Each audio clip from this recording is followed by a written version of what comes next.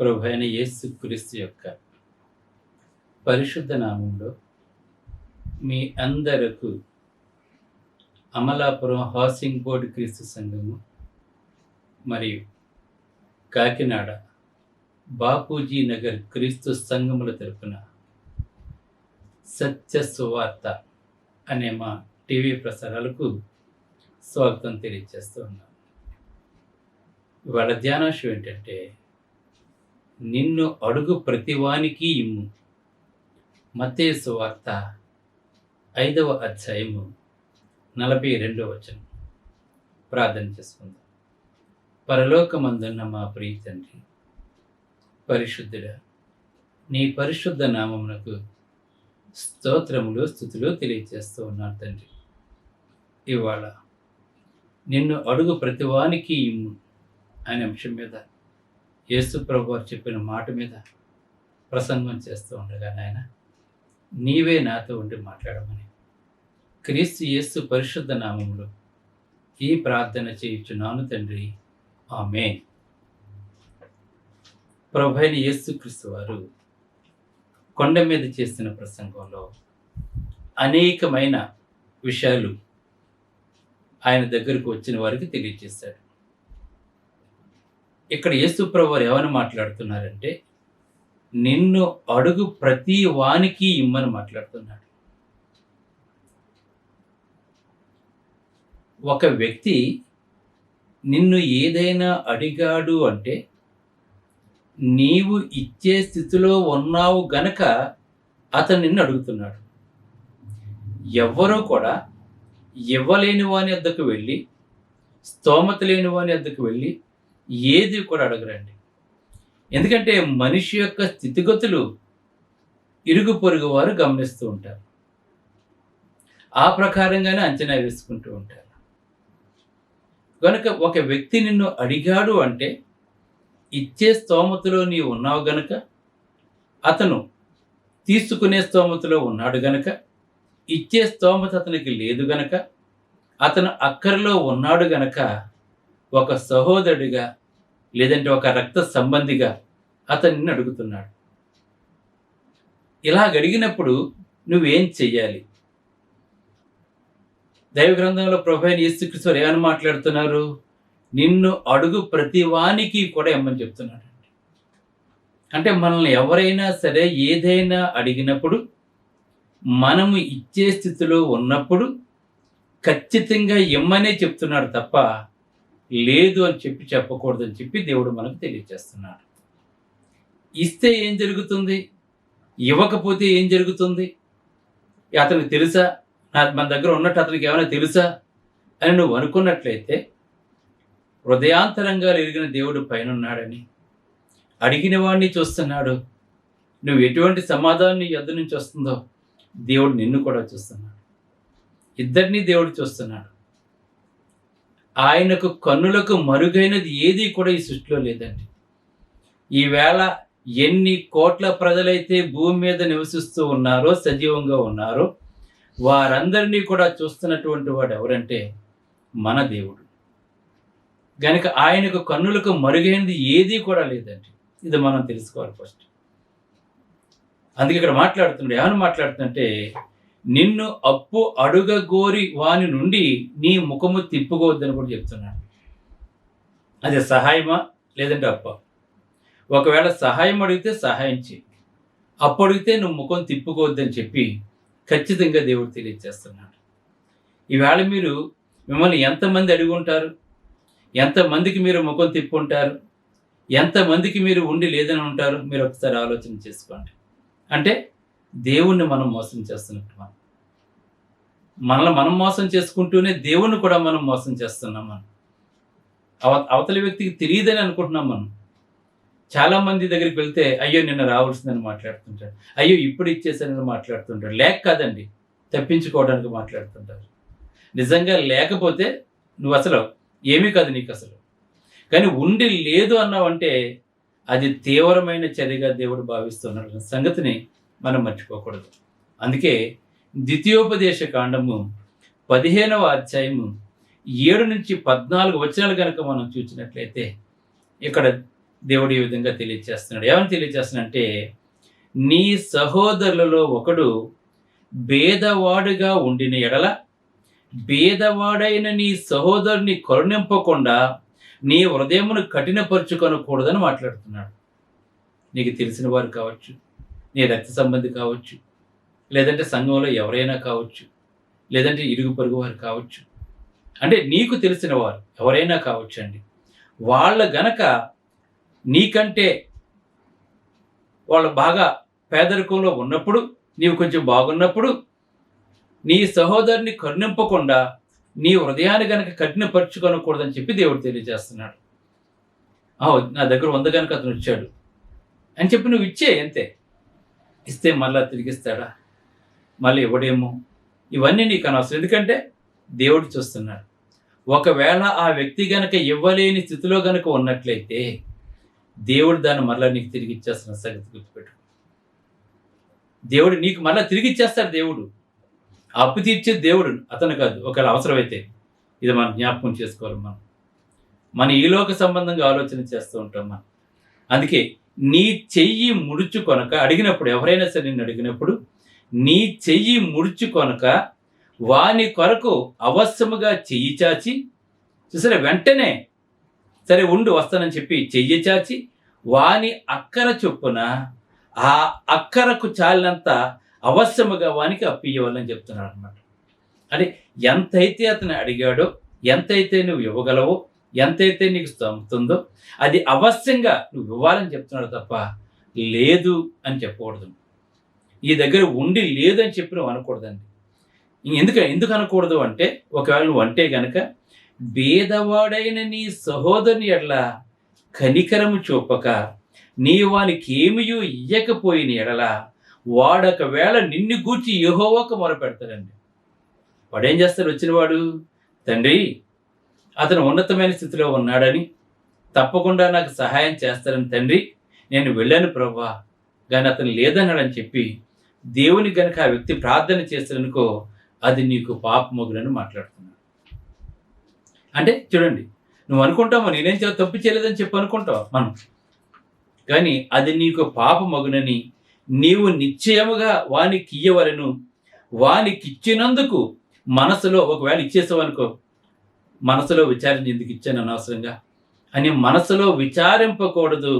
ఇందువల్ల నీ దేవుడని యెహోవా నువ్వు ఇచ్చినప్పుడు, వెంటనే నువ్వు సహాయం చేసినప్పుడు దేవుడు ఏం చేస్తారంటే, నీ దేవుడైన యెహోవా నీ కార్యములన్నిట్లోనూ నిన్ను ఆశీర్వదించును. గమనించండి. అంటే నువ్వు ఒక సహోదరుడు నీ దగ్గరకు వచ్చినప్పుడు నీవు ఇవ్వకపోయినట్లయితే అనేకమైన దీవెనలను కోల్పోతున్నావు. దేవుడు ఇచ్చే గొప్ప స్వాస్థాన్ని నువ్వు కోల్పోతూ ఉన్నావు. నువ్వు అనుకుంటున్నావు ఈ డబ్బు నా దగ్గర భద్రంగా ఉంది, పర్వాలేదు కదా అని చెప్పి నువ్వు అనుకుంటున్నావేమో, కానీ నువ్వు చాలా పోగొట్టుకుంటావు. దేవుని కృపను పోగొట్టుకుంటావు, దేవుని దయను పోగొట్టుకుంటావు, ఒక సహోదరునికి ఇవ్వలేకపోవటం వల్ల. అందుకే బైబిల్లో రెండు ప్రధానమైన ఆజ్ఞలు రెండు ఉన్నాయి. ఒకటి ఏంటంటే, నీ పూర్ణ హృదయంతో దేవుని ప్రేమించు. 2, నిన్ను వలె నీ పొరుగు వాడిని ప్రేమించమన్నాడు. నువ్వు మొదటి అది నెరవేర్చి రెండోది నెరవేర్చలేదనుకో, నువ్వు వ్యర్థమని చెప్తున్నాడు దేవుడు ఇక్కడ. అందుకే లేఖనాలు తెలుసుకోవాలి. మనం లేఖనానుసారంగా మనం జీవించాలి. మన ఈ లోక సంబంధం లెక్కలు మనం వేసుకోకూడదండి. ఇంకా యోబు ఏమని మాట్లాడుతున్నాడో చూద్దాం. చూడండి, యోబు గ్రంథము 31వ అధ్యాయము 16 నుంచి మన 22 వచనాలు కనుక మనం చూసినట్లయితే ఇక్కడ ఏమంటున్నాడు చూడండి. యోబు మాట్లాడుతున్నాడు, బేదలు ఇచ్చించిన దానిని నేను బిగబట్టిన ఎడలా. చూడండి, ఒకవేళ భేదవాడు ఎవడైనా నా దగ్గరకు వచ్చినప్పుడు నేను బిగబట్టిన ఎడల అంటే ఇవ్వకుండా దాచుకున్న ఎడల. ఇంకా చూడండి, విధవరాండ్రు కన్నులు క్షీణింపజేసిన ఎడల. విధవరాళ్ళు భర్త చనిపోయాడు, ఆధారం లేదు, నా దగ్గరకు వచ్చారు కనుక నేను వాళ్ళ కన్నులు క్షీణించిపోయే ఆహారం లేక కనుక విధవరాండ్ర కన్నులు క్షీణింపజేసిన ఎడల, తల్లిదండ్రులు లేని వారిని నా అన్నములో కొంచెమైనను తిననీయక. చూసారా, ఒకవేళ ఎవరైనా తల్లిదండ్రులు లేని వారిని దగ్గరికి వచ్చాను కొంచెం కూడా నేను తిననీ లేదనుకోండి, నేను ఒంటరిగా భోజనం చేసిన ఎడల అంటే వాడికి పెట్టకుండా నేను ఒంటరిగా భోజనం చేసిన ఎడల, ఎవడైనను వస్త్రహీనుడై చచ్చుట. చాలామంది చలికి చచ్చిపోతుంటారండి. అలాగా నేను నా కళ్ళ ముందు ఎవడన్నా చనిపోయినట్లా నేను చూడగను, బేదలకు వస్త్రము లేకపోవటం నేను చూడగను. వారి దేహములు నన్ను దీవింపకపోయినా, వారి దేహములు నన్ను దీవింపకపోయిన ఎడల, వారి గొర్రెబొచ్చు చేత వేడిమి పొందకపోయిన ఎడల, గుమ్మములో నాకు సహాయము దొరుకునని తండ్రి లేని వారిని నేను అన్యాయము చేసిన ఎడల, నా చూసారా ఇలా గనక నేను చేసి ఉన్నట్లయితే విధవరాండ్రికి నేను సహాయం చేయలేకపోయినా, తల్లిదండ్రులు లేని వారి నా దగ్గరికి వస్తే వాళ్ళకి నేను అన్నం పెట్టలేకపోయినా, చలికి నా కళ్ళ ముందు అనేక మంది చనిపోతూ ఉన్నా కూడా నేనేమీ సహాయం చేయలేకపోయినా ఎడల, బేదలు నా దగ్గరికి వచ్చినప్పుడు నేను ఈసరించుకున్న ఎడల అని మాట్లాడుతున్నాండి. నా బాహువు ఎముకలలోనికి విరుగునుగాక అని మాట్లాడుతున్నాడు. ఒకవేళ నేను గనక అలాగ చెయ్యకపోతే, నా బాహు అంటే ఏంటి? మన ఏ ఏ ఎముకైతే మనల్ని నిలబెడుతుందో, ఏ ఎముక ద్వారా అయితే మనం నిలబడి ఉంటున్నామో ఆ ఎముక విరిగిపోవుగా కానీ తనకు తానే అనుకుంటున్నాడండి యోబు. చూడండి, అంటే దాని అర్థం ఏంటి? నేను అందరికీ న్యాయం చేస్తాను, నా దగ్గరకు వచ్చిన ప్రతి ఒక్కరికి, అనాథులకు సహాయం చేస్తాను, విధవరాండ్రకు సహాయం చేస్తాను, తల్లిదండ్రులు లేని వారికి నేను సహాయం చేస్తాను, వస్త్రం లేని వాడికి వస్త్రాన్ని ఇచ్చాను, అలాగే కుంటివాడికి నా కాలుగా నేను ఉన్నాను, గుడ్డివాడికి నా చూపుగా నేను ఉన్నాను. అంటే అందరికీ నేను చేశాను, మేలు చేశానని చెప్తున్నాడు. ఒకవేళ గనక నేను అలాగ చెయ్యకపోతే నా వెముక విరిగిపోవుగాక అని చెప్పి తనకు తాను మాట్లాడుకున్నాడండి. చూడండి ఎంత ధైర్యంగా అతను మాట్లాడుకున్నాడు చూడండి. అంటే ఇవన్నీ నేను చేశానని చెప్పుకున్నాడండి. అతను అన్నీ అతను చేశాడు కనుక అతని కష్టకాలం నుండి అతను విడిపించబడ్డాడండి. అతను ఇలా ఉండాలి మనం అందరం కూడా. నేను అలా చూడండి, నా తల్లి గర్భమందు పుట్టిన నాటి నుండి దిక్కు లేని వానికి నేను మార్గదర్శిని అయ్యానని చెప్తున్నాడండి. దిక్కు లేని వారికి నేను ఏమయ్యాను? నేను మార్గదర్శిని. ప్రతి ఒక్కరికి నేను సహాయం చేస్తాను. నా కళ్ళ ముందు ఎవరైనా వచ్చి నన్ను అడిగినట్లయితే ఇవ్వలేని వాడు ఒక్కడు కూడా లేడు. నా కళ్ళ ముందు వాడు అడగకపోయినా సరే నేనే వెళ్ళి సహాయం చేశానని మాట్లాడుతున్నాడు. అందుకే యోబు యథార్థవంతుడు, నీతిమంతుడు, దేవునియందు భయభక్తులు కలిగినటువంటి వాడు. నీవు కూడా దేవునియందు భయభక్తులు కలిగినట్లయితే, నీవు కూడా నీతిమంతుడు అయితే, నీవు కూడా యోబులాగానే నువ్వు చేయగలిగింది నువ్వు చేయాలని చెప్పి దేవుడు తెలియజేస్తున్నాడు. ఈవేళ అనేక మంది సెల్ఫిష్లు అయిపోయారండి. తన కుటుంబం కొరకు ఎంతైనా ఖర్చు పెట్టుకుంటాడు కానీ దేవుని సేవ నిమిత్తం కానీ ఇతరుల నిమిత్తం కానీ ఏమీ చేయడండి. ఎన్ని ఉన్నా సరే నా దగ్గర ఏమీ లేదని మాట్లాడుతుంటారండి. దేవుడు చూస్తున్నాడు అన్న సంగతి వాళ్ళకి తెలియటం లేదండి. దేవుని యొక్క గొప్ప దీవెనలు వారు పోగొట్టుకుంటారన్న సంగతి, అక్కర్లో నీ ఆస్తి నీకు అక్కడికి రాదన్న సంగతి, ఆపదలో నీ ఆస్తి అక్కడికి రాదన్న సంగతి చాలామంది తెలుసుకోవట్లేదండి. ఈవేళ బోల్డ్ పోగు చేసుకుంటున్నారు. ఈవేళ డిపాజిట్స్ ఉంటాయి, గోల్డ్ ఉంటుంది, ల్యాండ్స్ ఉంటాయి, చాలా ఉంటాయండి, కానీ ఏమీ లేదని మాట్లాడుతూ ఉంటారండి. కానీ దేవుడు నేను శపిస్తున్నాడు అన్న సంగతి నువ్వు మర్చిపోవట్లేదండి, మర్చిపోకూడదు. అందుకే దావీదు మాట్లాడుతున్నాడు 37వ కీర్తన 25, 26లో చూసినట్లయితే దావీదు ఈ విధంగా మాట్లాడుతున్నాడు. నేను చిన్నవాడిన యుంటిని, ఇప్పుడు ముసలివాడిని అయిపోయాను, అయినను నీతిమంతుల పిల్లలు విడువబట్టు కానీ వారి పిల్లలు భిక్షమెత్తుకోవటం కానీ నేను చూడలేదని మాట్లాడుతున్నాడు. యోబు నీతిమంతుడు చూడండి, వాళ్ళ బిడ్డలు భిక్షమెత్తుకోలేదండి. తను పోగొట్టుకున్న దానికి రెట్టింపు దేవుడు మళ్ళీ అతను దయచేస్తాడండి. నువ్వు నీతిమంతుడిగా ఉన్నట్లయితే, అడిగిన ప్రతి వానికి నీవు ఇచ్చినట్లయితే, నీ పిల్లలు ఎలా ఉంటారంటే భిక్షమెత్తుకోరండి, ఒక ఉన్నతమైన స్థానంలో వాళ్ళు ఉంటారని చెప్పి దేవుడు తెలియజేస్తున్నాడు. ఆయన చూడలేదండి. దినమెల్లా వారు దయాళులై, ఏం చేస్తారు? దయాళులై అప్పిచ్చుచుందురు, వారి సంతానపు వారు ఆశీర్వదింపబడదని చెప్పి ఇచ్చే వాళ్ళ గురించి దేవుడు మాట్లాడుతున్నాడు. ఈ విషయాన్ని ఇది మనం తెలుసుకోవాలి. అలాగనే సామెతల గ్రంథం 3:27-28 చూసినట్లయితే, మేలు చేయుట నీకు చేతనైనప్పుడు, అంటే మేలు చేసే సామర్థ్యం నీకున్నప్పుడు దానిని పొందదగిన వానికి చెయ్యకుండా వెనక్కి తీయొద్దు అని మాట్లాడుతున్నాడండి. ఒకవేళ మేలు చేసే అవకాశం నీకు వచ్చినప్పుడు నువ్వేం చేస్తావు? దాన్ని వెనక్కి తీసుకోవద్దు. ద్రవ్యము నీ యొద్ద ఉండగా రేపు ఇచ్చేదని పోయి రమ్మని నీ పొరుగు అంతనద్దని చెప్తున్నాడు. చూడు, చాలామంది మాట్లాడే మాట, రేపు మళ్ళీ వెళ్ళిన తర్వాత ఇంకా అవ్వలేదా, మరి ఎల్లుండిరా, ఇలా మాట్లాడుతూ ఉంటారు. అలాగే చెయ్యొద్దు అని చెప్పి దేవుడు తెలియజేస్తున్నాడు. ఇంకా 11వ సామెతల 11:24-25 చూసినట్లయితే, వెదజల్లి అభివృద్ధి పొందేవారు కలరు. కొంతమంది ఏం చేస్తారండి? వెదజల్లి అభివృద్ధి పొందేవారు కలరు. తగిన దానికన్నా తక్కువ ఇచ్చి పేదవాడు అయిపోయేవాడు కూడా ఉన్నాడు. కనుక ఔదార్యము గల వారు పుష్టి నింపుతూ ఉంటారు. నీళ్లు పోయే వారికి నీ వల్ల నీళ్లు పోయబడతాయని చెప్పి, అంటే మనం ఏమైతే విత్తున్నామో దేవుడి దగ్గర మళ్ళీ అవే మనం కోసుకుంటాం. నువ్వు దాన ధర్మాలు విత్తే అది కోసుకుంటావు, మంచిని విత్తే మంచి కోసుకుంటావు, నువ్వు సువార్తను విత్తే దాని యొక్క ఫలాన్ని పొందుతూ ఉంటావు. కనుక దేవుడు ఈ విధంగా తెలియజేస్తున్నాడు. ఇంకా చూసినట్లయితే ప్రసంగి గ్రంథం 11:1-2 చూసినట్లయితే, నీ ఆహారము నీళ్ల మీద వెయ్యి, చాలా దినములైన తర్వాత అది నీకు కనబడుతుందని చెప్తున్నాడు. మన ఆహారం నీళ్ళ మీద వేస్తే చాలా దినములైన తర్వాత మనకు కనబడుతుందండి, మనకి వెంటనే కనబడదండి. అంటే నువ్వు చేసిన దానికి ప్రతిఫలం కొన్ని రోజుల తర్వాత మళ్ళీ వెనక్కి నీకు వస్తుందని చెప్తున్నాడండి. మన వేళ మనం బియ్యం మనం అన్నంగా మనం తింటున్నాం, మనం ఆహారంగా తింటున్నాం.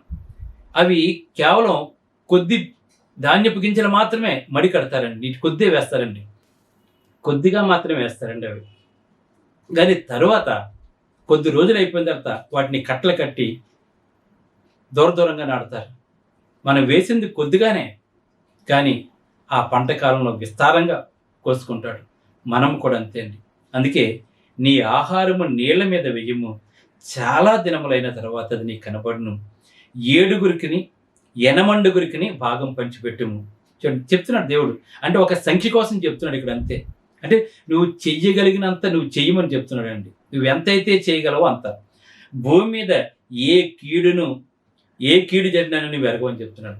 ఈ విధంగా కనుక మనం మేలు చేసినట్లయితే భూమి మీద ఏ కీడు జరిగినా కూడా అసలు కీడు అంటే ఏంటో నీకు తెలియదని చెప్పి దేవుడు తెలియజేస్తాడు. చూస్తారా, ఇవ్వటం ద్వారా ఎన్ని గొప్ప మేలు ఉన్నాయో, ఇవ్వలేకపోవటం ద్వారా ఎటువంటి దీవెనలు మనం పోగొట్టుకుంటున్నామో ఈ ప్రసంగం ద్వారా మీరు అందరూ కూడా తెలుసుకోండి. అందుకే యెషయా గ్రంథం 58:6-12 కనుక మనం చూసినట్లయితే, ఆశించిన దానిని ఆకలిగొనిన వారికి ఇచ్చి శ్రమపడిన వారిని తృప్తిపరిచిన ఎడలా. చూసారా, ఎవరైనా సరే ఆశించిన దానిని ఆకలిగొని వారికి ఇచ్చి శ్రమపడిన దానిని తృప్తిపరిచిన ఎడలా చీకట్లో నీ వెలుగు ప్రకాశిస్తుంది. చీకటి అంటే నీకు రాదండి, చీకట్లో నీ వెలుగు ప్రకాశిస్తుంది. అంధకారం నీకు ఎలా ఉంటుందంటే మధ్యాహ్నం వల్ల వస్తుందంట. ఎప్పుడు వస్తుంది ఇలా మనకి అంటే, ఎప్పుడు వస్తుందండి? ఆశించిన దాన్ని ఆకలిగొన్న వారికి మనం ఇచ్చినప్పుడు అండి. అందుకే యెహోవా నిన్ను నిత్యము నడిపిస్తాడు, క్షామకాలంలో నిన్ను తృప్తిపరుస్తాడు, నీ ఎముకలను బలపరుస్తాడు దేవుడు. నీవు నీరు కట్టిన తోట వలె ఎప్పుడు ఉబుకుచూ ఉండో నీటి ఓట వలె నీవు ఉంటావు అని చెప్తున్నాడు దేవుడు. ఇవ్వటం ద్వారా ఇన్ని దీవెనలు ఉన్నాయండి. ఇవ్వలేకపోవడం ద్వారా మనం ఎన్ని పోగొట్టుకున్నామో దీన్ని బట్టి మీరు అర్థం చేసుకోవాల్సిన వారమే. ఇంకా కొత్త నిబంధనలో కనుక చూసినట్లయితే లోకాసువార్త 11:41 కాగా మీకు కలిగినవి ధర్మము చేయుడి అని మాట్లాడుతున్నారు. యేసుప్రభువు చెప్తున్న మాట అండి. మీకు కలిగినవి ధర్మము చేయుడి, అప్పుడు మీ కన్నీయు శుద్ధిగా ఉంటాయని చెప్తున్నాడండి. అంటే నువ్వు ధర్మం చేయటం ద్వారా, కలిగిన ఇతరులకు ఇవ్వటం ద్వారా నీకు కలిగినవన్నీ అప్పుడు నీ కన్నీయు శుద్ధిగా ఉండని మాట్లాడుతూ ఉన్నాడు.